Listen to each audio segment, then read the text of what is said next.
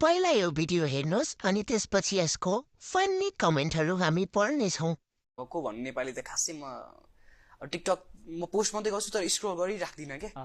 त्यही भएर चाहिँ अब अर्को भन्नु त अलिकति राम्रो केटीबाट चाहिँ अलिकति राम्रो र खतरा यो चाहिँ यो मान्छे चाहिँ बबाले हो है भन्ने टाइपको लाग्ने भनेको चाहिँ मलाई इभा गिरी हो होइन। मलाई कतिले पनि सोधिरहेको हुन्छ गिरी तपाईँको दिदी हो अथवा तपाईँको कोही कजन्स अथवा सिब्लिङ्स भनेर सोध्छन् कि मान्छेहरूले। तर खासमा चाहिँ कोही नै होइन। लाइक अब मैले उहाँलाई चिन्छु, उहाँले मलाई चिन्नुहुन्न होला सायद, अथवा के थाहा उहाँलाई थाहा छ।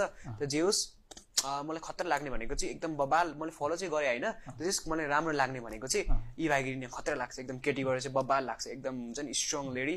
टिकटकरबाट चाहिँ एकदम बबालै लाग्छ। तपाईँलाई इभा गिरी भेट्नु भनेको अब त्यो चाहिँ टिकटक बनाउँछु मैले, सनम तेरी कसम। ल सुरु गरौँ। जसलाई नै इन्टरभ्यू लिन थालेछन् नेपालमा कुन दिन मेरो पालो आउने हो कोर्स ल्याउँदै गर्नु पर्यो।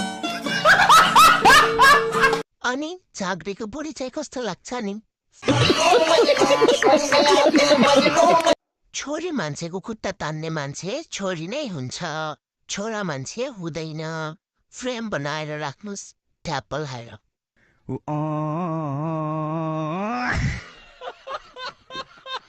मेरो वेटर लुगा पो चोरेर लग्नु भएछ यो दाइले।